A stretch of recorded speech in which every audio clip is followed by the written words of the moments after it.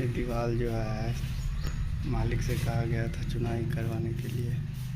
देख लो किस तरह से चुनाई किया है, देख सकते हैं।